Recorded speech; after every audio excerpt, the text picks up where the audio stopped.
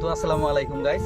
এখন আমি একটা আমার ফ্রেন্ডের লাভ স্টোরি শেয়ার করব, যেটা আপনারা কখনো এই ভুলটা কখনো করবেন না।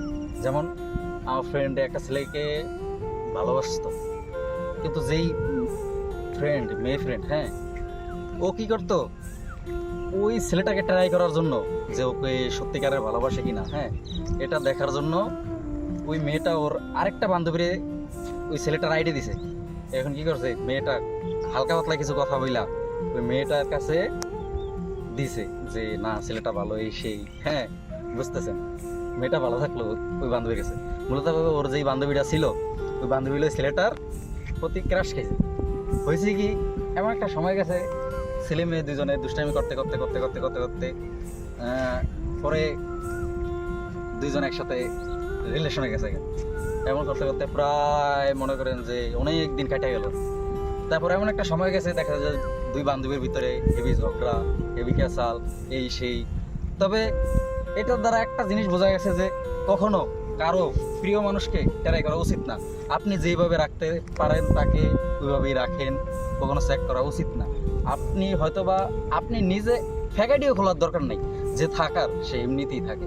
হাজারো যে সত্যিকারের ভালোবাসে, হাজারবার ঝগড়া লাগবো, তুইতামারি করব, দৈনিক ব্লক মারবো, হ্যাঁ, তারপরেও সে থেকে যাবে। হয়তোবা এক সপ্তাহ, 1 মাস, 15 দিন, 1.5 মাস এইভাবে কথা বললো না, তারপর ঠিকই যদি সত্যিকারের ভালোবাসা হয়ে থাকে, হ্যাঁ, তারা নখ দিব যে কেমন আছো, এই সেই, এইভাবে।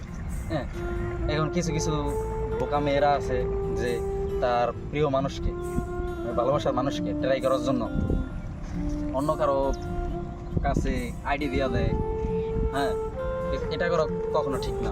হয়তো বা তারা এক সময় দেখা যায় যে ভালোবাসা মানুষের সাথে কথা বলতে বলতে বোরিং ফিল করে, হ্যাঁ, আবার আরেকজনের কাছে দিয়ে দিয়েছে, তার সাথে দুষ্টামি করতে করতে তারা ভালোবাসার ভিতর ঢুকিয়ে যেত। মানুষের মন বলতে কথা, মানুষের মন আর প্লাস্টিকের, ওইটা তো আমরা বলছি আর বলা দরকার নাই।